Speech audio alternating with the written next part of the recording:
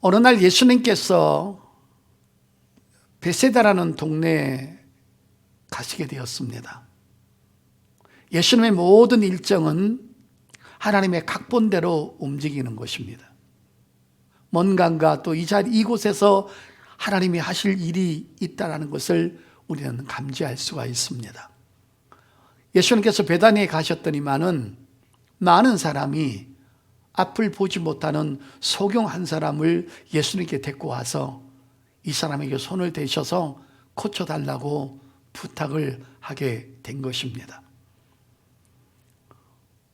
이 사람은 주님의 은혜로 어둠에서 눈이 밝게 떠서 강명한 새날을 보게 되는 놀라운 일이 오늘 본문의 사건의 내용입니다. 자, 이 본문을 통해서 우리 주님께서 우리에게 주시는 메시지가 여러 가지가 있는데 오늘 첫 번째 시간으로 은혜를 나누도록 하겠습니다. 자, 이 본문을 통해서 주시는 메시지는 바로 이런 겁니다. 믿음은 각자의 것이라는 것을 이 본문을 통해서 알려주고 있습니다. 이건 아주 우리에게 중요한 내용이 아닐 수가 없습니다. 우리는 여러분, 이 세상에 태어나는 순간에 태어나다 보니까 우리 의지와 관계없이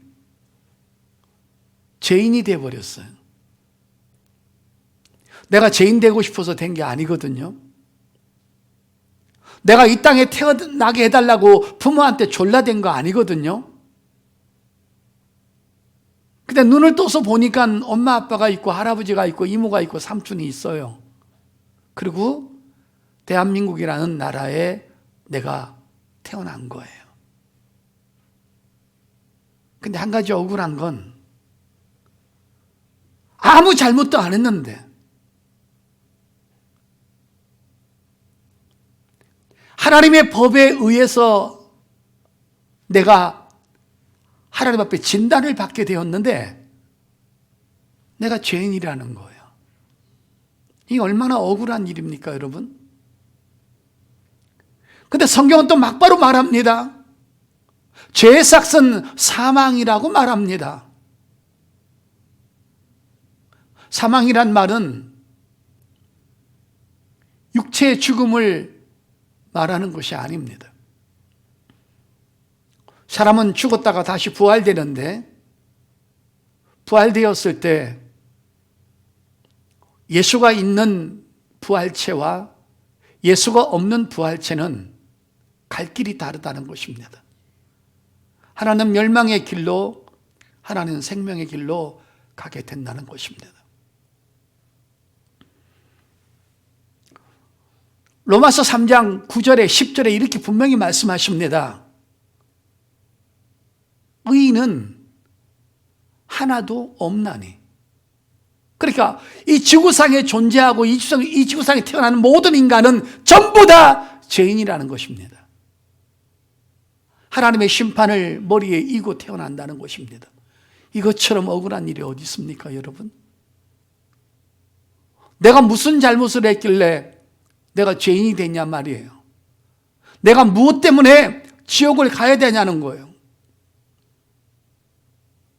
이 질문을 우리의 조상 아담한테 물으러 가야 됩니다.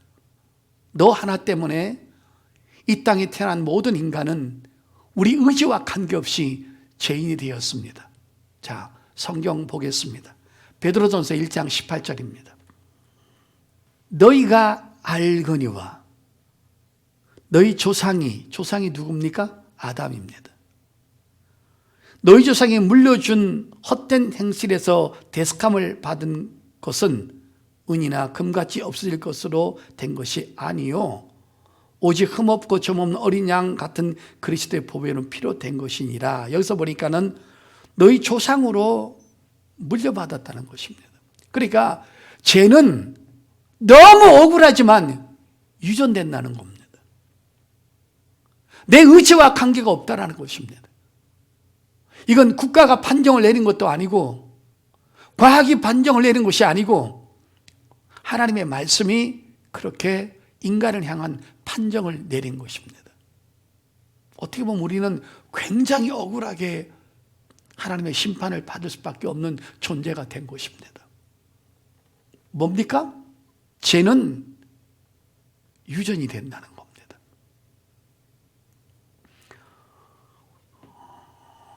저는 부흥회를 나가거나 집에 있으면 성경을 늘 보기 때문에 텔레비를 많이 안 보는데 가끔 한 번 보는 거는 동물의 왕국을 가끔 봅니다. 약육강식이라는 거, 약한 자는 강한 자의 잡혀 먹일 수밖에 없다라는 것이죠. 그걸 보면서 늘 생각합니다. 내가 영적으로 강하지 아니하면 나는 마귀한테 늘 잡혀 먹히게 된다. 내가 성령으로 무장 안 하고 말씀으로 무장 안 하고 기도로 무장 안 하면 늘 마귀가 나를 공격 대상으로 나를 끌고 이리저리 다닐 것이다.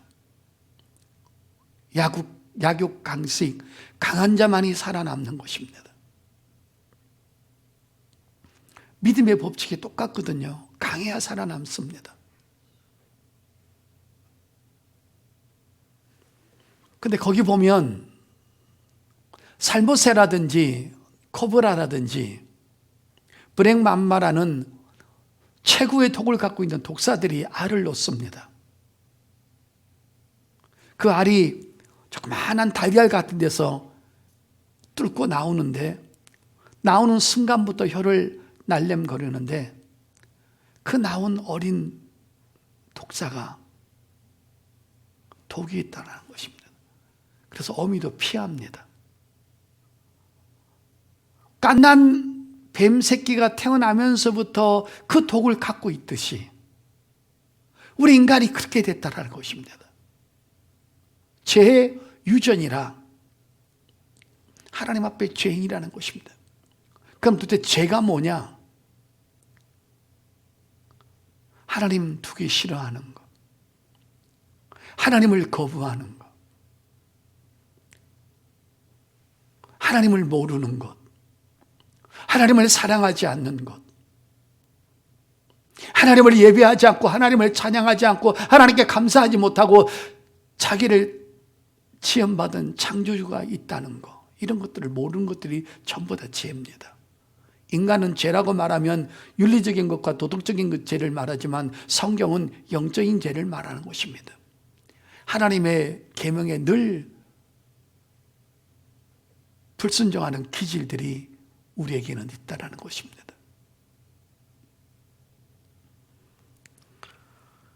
독사가 독을 품고 있듯이 우리가 그렇게 하나님이 싫어하는 죄를 갖고 있다는 것입니다. 근데 그 죄가 내 의지와 관계없이 조상으로부터 물려받았다는 것입니다. 자, 그런데 오늘 이 본문에서 참 중요한 것을 말씀하고 있는데 여러분, 이 베세다 소경 사건은 마태복음이나 누가복음이나 요한복음에는 안 나와 있습니다. 이거는 마가복음에 나와 있는 단독 기사입니다. 주의 메시지가 많이 담겨 있다는 것입니다. 소경을 사람들이 예수님 앞에 데리고 왔는데 예수님께서 이 소경을 보더니만은 손을 잡고는 어디론가 가는 것입니다. 마을 밖으로 나가셨습니다. 다시 말해서 나병 환자나 또 혈루증 여자나 수많은 각색 병든 자는 사람이 보는 데서 많이 치료해 주셨는데 이 본문만큼은 사람들이 이 소경을 데리고 왔는데 예수님은 그 사람들 앞에서 병을 고친 것이 아니라 이 사람을 데리고 마을 밖으로 나가서 1대1로 조용히 치료하셨다는 것입니다. 이 메시지는 바로 이겁니다. 죄는 유전받는 거지만 구원은 유전이 아니라 각자의 것이라는 것을 설명하려고 하는 것입니다. 구원은 각자의 것입니다. 믿음은 각자의 것입니다. 예수님과의 관계는 각자의 것입니다. 죄사함도 각자의 것입니다. 성령 충만함을 받는 것도 각자의 것입니다. 믿음은 유전되지 않습니다. 믿음은 가족끼리, 모녀끼리, 부자끼리, 가족끼리 합동으로 나누어 먹는 그런 일들이 아니라는 것입니다. 도둑놈이 도둑질하면 일행들이 나누어 먹습니다. 그러나 믿음은 그렇지 않습니다. 믿음은 각자의 것이라는 것입니다. 그래서 신은 하나님의 말씀인데 그 말씀이 떨어졌을 때 하나는 길가밭이고 하나는 돌짝밭이고 하나는 가시밭이고 하나는 옥토밭입니다. 씨가 문제가 있는 것이 아니라 마음밭이 문제가 있다는 것입니다. 똑같은 자리에서 똑같은 목회자를 만나서 똑같이 하나님의 복음을 듣고 눈은 목회자를 바라보고 귀는 열어져 있는데 집으로 돌아갔을 때 그 말씀을 대하는 강도는 다 다르다는 것입니다. 어떤 사람은 가슴을 치고 회개합니다. 어떤 사람은 그저 그렇습니다. 어떤 사람은 주옥 같은 말씀을 다 빼먹고 비판할 거리를 하나를 찾습니다.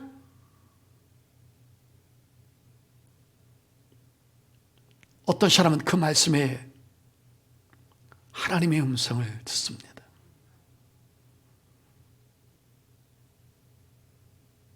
제가 책을 매일 보면서 내 심장 속에 박힌 말씀 하나가 있습니다. 성령 충만한 사람은 바람 소리에도 하나님의 음성을 듣는다는 것입니다. 그러나 마음이 강팍한 사람, 비판할 것을 찾는 사람, 자기 마음에 안 맞으면 불만을 토하는 사람에게는 하나님이 직접 나타나셔서 얘기를 해도 못 느낀다는 겁니다. 그래서 우리 마음의 상태가 늘 깨끗하게 죄악으로 가려지지 않고 마치 스펀지가 물을 흡수하듯이 그 말씀을 받아들이려고 하는 그 자세가 그렇게 우리에게는 중요한 거라는 것입니다.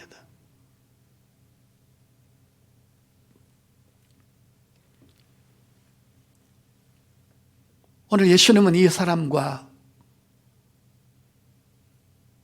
이까지 데리고 온 사람들의 수고와 이 사람을 데리고 온 사람의 그래도 자존심과 프라이버시가 있는데 자네들 너무 수고했어요. 잘 데리고 왔어요? 내가 고칠게요. 주님은 자기가 능력이 있고 없고를 사람들한테 가시하는 것보다 한 영혼이 각자가 하나님을 만나서 하나님 앞에 어떻게 신앙생활 할 것이 훨씬 더 중요하다는 것입니다. 그래서 신앙은 1대1이라는 것을 가르쳐주기 위해서 우리 예수님은 이 사람을 데리고 조용히 밖으로 데리고 나가서 제가 이 사람하고 좀 할 얘기가 있으니까 이 사람이 데리고 오느라고 수고하셨습니다. 여기까지. 그리고는 두 사람이 조용히 나가서 1대1로 이 사람을 치료해 준 것을 볼 수가 있습니다. 신앙은 언제까지나 1대1이라는 겁니다.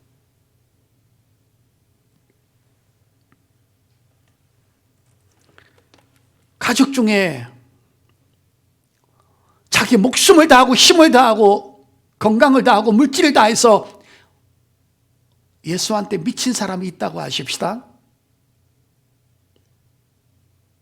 예수님 앞에 헌신하는 사람이 있다고 하십시다. 그 정성이 갸륵해서 그 사람 때문에 또 다른 가족을 덤으로 구원을 시킬 수는 없는 문제라는 것입니다. 그건 그거고 이건 이거라는 것입니다. 그러나 헌신하는 사람이 어떤 사람을 위해서 기도했을 때 하나님, 내 자식, 내 아들, 내 부모, 내 이모, 내 삼촌, 내 가족 중에 한 사람을 복음을 들을 수 있는 기회를 달라고 얘기했을 때 그 기도는 하나님 앞에 충분히 공감이 되겠지만, 반영이 되겠지만, 그것이 점수를 딸 수 있지만, 그러나 기도하는 대상의 마음문을 열지 않고 복음을 거부한다면 그 기도가 그 사람을 구원할 수 없다는 것입니다. 신앙은 그래서 1대1이라는 것입니다. 부모가 신앙이 좋다고 해서 자식이 신앙이 좋으라는 법이 없습니다. 강주에 있는 어떤 한 신학교를 졸업한 남자 목사님이 한 분 계십니다. 저하고는 굉장히 나이가 많이 차이가 나는 목사님인데, 한 번은 긴히 상의할 게 있어서 좀 뵙자고 그래서 찾아와서 식사를 하는데 이런 얘기를 들어놨습니다. 목사님, 제가 목회해도 될까요? 아니, 신학 공부 다 하고 강도사 시험 다 쳐서 목사 안수까지 받기 직전에 이제 와서 그런 말을 하면 어떡합니까? 그랬지만 뭐가 문제냐 그러니까 자기 부인이 예수를 안 믿는다는 거예요. 왜 그런 사람하고 결혼했습니까? 차차 믿을 줄 알았더니만은 차차 더 안 믿었어요. 그러면서 그런다는 거예요. 네 부인도 구원시키지 못하고 네 부인도 예수 믿지 못하게 하는, 믿도록 인도하지 못한 존재에 네가 무슨 목회를 하고 네가 무슨 목사 짓을 하겠냐? 사람들이 그런다는 거예요. 그러지 말고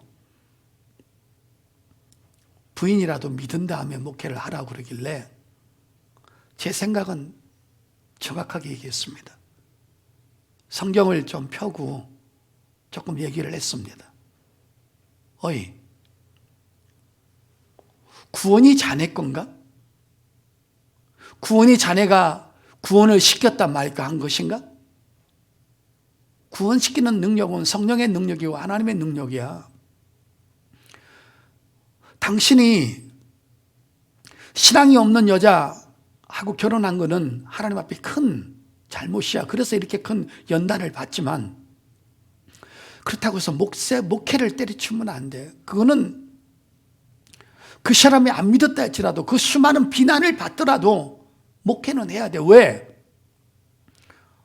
당신을 구원시킨 목적이 이 일 하라고 한 거니까. 그러면서 제가 성경 한 군데를 찾아줬습니다. 자, 여러분 한번 보겠습니다. 사무엘상 8장입니다. 지금 이분 이것 때문에 목회하고 있습니다.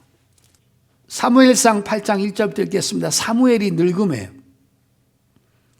그의 아들들을 이스라엘 사사로 삼으니 장자의 이름은 요엘이요 차자의 이름은 아비야라.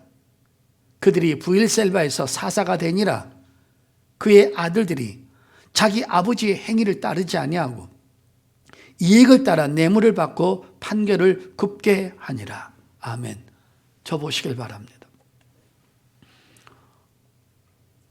역대 성경의 사사 중에 사무엘처럼 위대한 사람은 없습니다.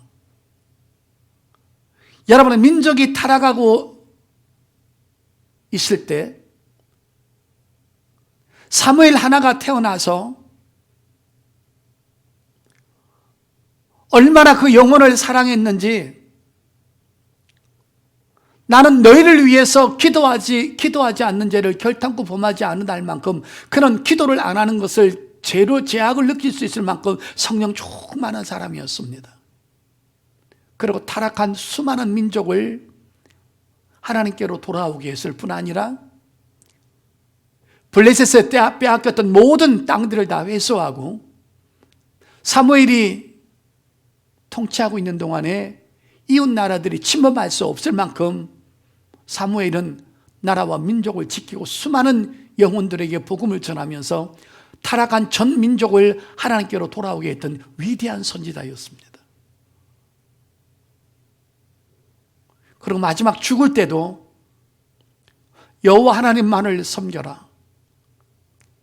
여호와 하나님이 피난처시고 반석이시고 깃발이고 그 하나님만이 이웃에서 다른 강대에서 지킬 수 있다 라고 해서 수많은 사람들을 하나님께로 인도했던 사람이 사무엘입니다. 사무엘이 역사에 남겨놓은 이 위대한 말씀을 찾으려면 수십 군데가 됩니다. 이런 사람은 구약의 전무후무한 만큼 특별한 사람이었습니다. 그런데 아들들은 어떻게 됩니까?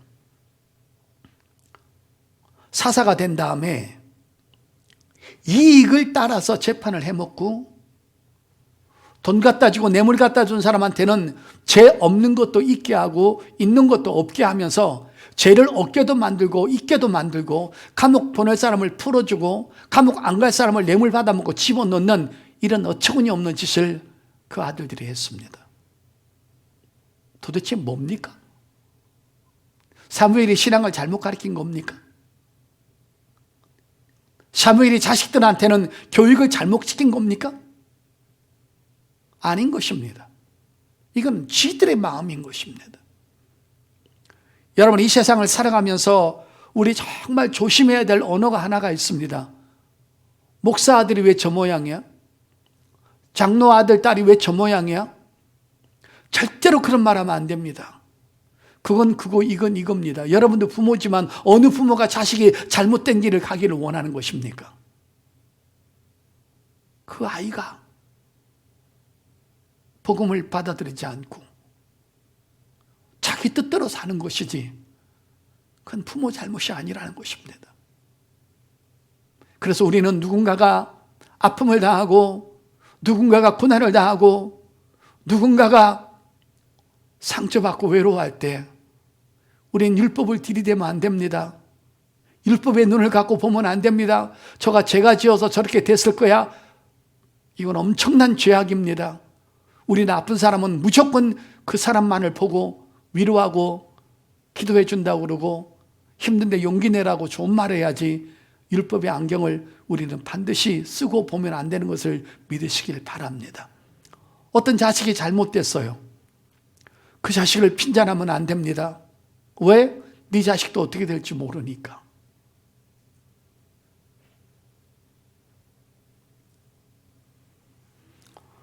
여러분, 사무엘은 이렇게 훌륭한데 아들들은 요즘 말하면 완전 불량자들입니다. 그럼 엘리 제사장은 어떻나요? 엘리 제사장 홈리와 비느하스는 어땠나요? 아버지가 대제사장이었어요. 수십 년 동안을 하나님의 성전에서 일을 했어요. 그런데도 성전에 있는 여자들을 윤가라는 하나님 앞에 드리는 재물을 지가 먼저 갖다 먹는 그런 파렴치한 자식들입니다. 그걸 엘리가 가리켰나요?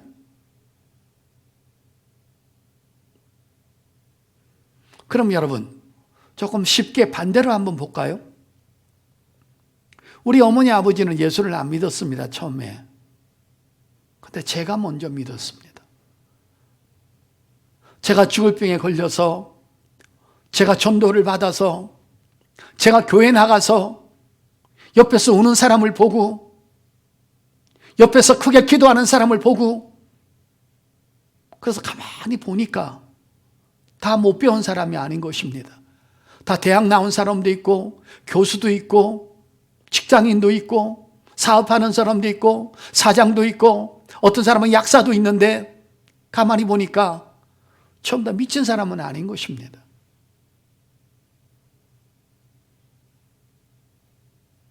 그래서 저는 마음을 열기 시작했습니다.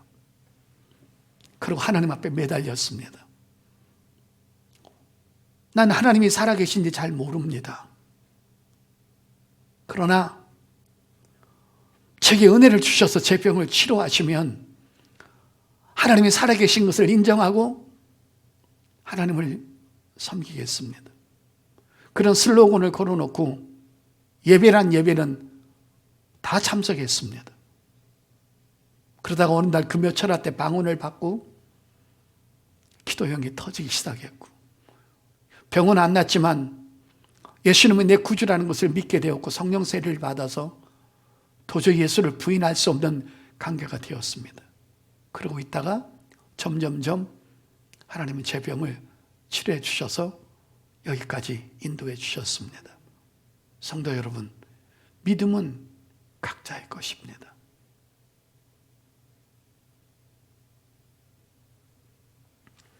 은혜를 사모하는 마음도 각자의 것입니다. 기도하고 싶은 욕망, 주님 앞에 매달리고 싶은 욕망, 하나님이 아니면 나는 죽어요. 하나님이 전부예요. 하나님이 날 돌봐주지 않으면 나는 갈 데가 없고 쓸 데가 없고 앉을 데가 없고 먹고 살 수도 없어요. 나는 아무것도 할 수 없어요. 하나님만이 나의 희망입니다. 그분을 의지하는 강도가 어떤 사람은 30%, 어떤 사람은 70%, 어떤 사람은 100%, 어떤 사람은 100%를 더해서 하나님만이 나의 전부이십니다 라고 그분께 매달리는 사람이 있습니다. 어떤 사람은 신앙이 점점점 가면서 좋아지는 사람이 있습니다. 어떤 사람은 점점점 가면서 나빠지는 사람이 있습니다. 어떤 사람은 점점점 가면서 그 자리에 있는 사람도 있습니다. 누구 잘못입니까?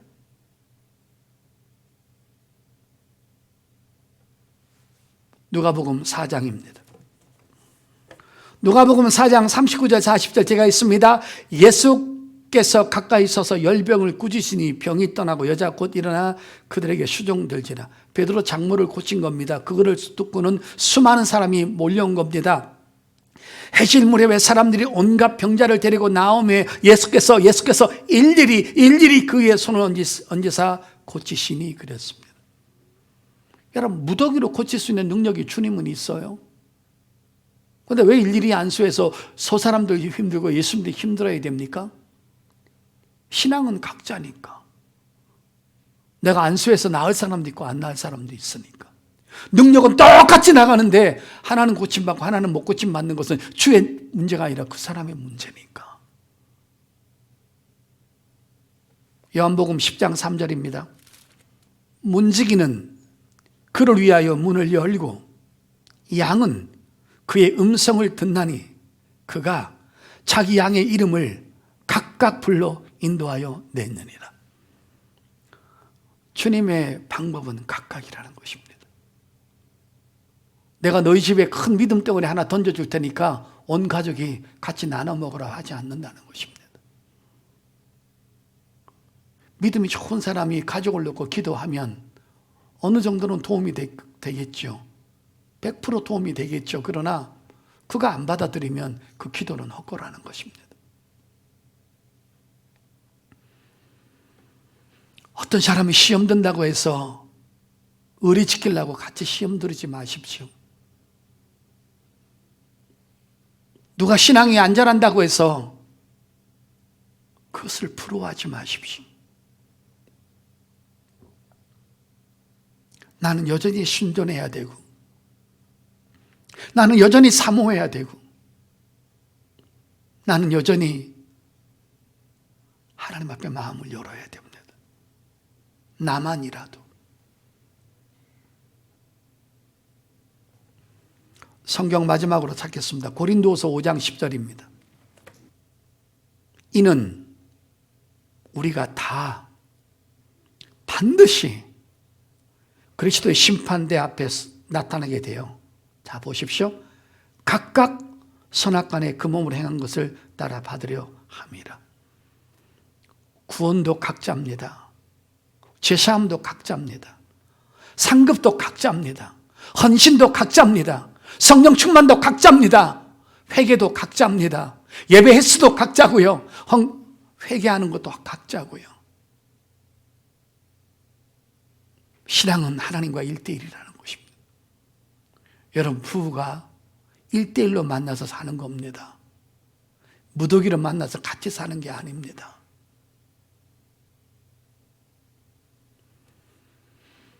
저와 여러분, 마지막까지 주님을 향한 헌신의 마음 변함없기를 바랍니다. 내 신앙은 갈수록 좋아져야 되는 것이 가장 바람직한 신앙입니다. 장사는 현상 유지해도 견딜만 합니다. 그러나 영적 장사는 현상 유지하면 안 됩니다. 그래서 주님이 이런 말씀을 하셨습니다. 천국은 침노하는 자의 곳이라. 더 열심히 기도하고, 더 열심히 하늘에 소망을 두고, 더 열심히 예배하고, 더 열심히 헌금하고, 더 열심히 죄를 끊고, 더 열심히 하나님을 사랑하는 그 자가 또한 그에게 하나님의 능력과 축복은 그쪽으로 옮겨질 수 있다는 것입니다. 성도 여러분, 있는 거 안 뺏기는 것으로만 감사하지 마십시오. 우린 침노해야 됩니다. 내 신앙은 더 뜨거워져야 됩니다. 더 주님 가까이로 가야 됩니다. 그래서 다른 사람이 가까이 오지 못해서 경험하지 못했고 체험하지 못했던 놀라운 일들이 우리에게는 일어나고야 되는 것입니다. 할렐루야. 성도 여러분, 오늘 주님의 벳사다 소경을 조용히 데리고 간 것은 신앙은 너하고 나다. 네가 은밀히 봉사한 것 까발리지 말고 나만 알면 되느니라. 존경하는 성도 여러분, 은밀한 중에 계시는 주님, 내 마음먹음까지도 다 알고 계시는 주님, 네가 어떤 계기로 말씀을 받고 어떤 의도로 그 말을 하는지까지를 다 알고 계시는 주님, 그분 앞에 우리의 신앙이 더 아름다워지고 채워져야 되고 사모해야 되고 더 겸손해지는 우리들 되어서 끝까지 쓰임받는 저와 여러분 될 수 있기를 예수 이름으로 축복합니다.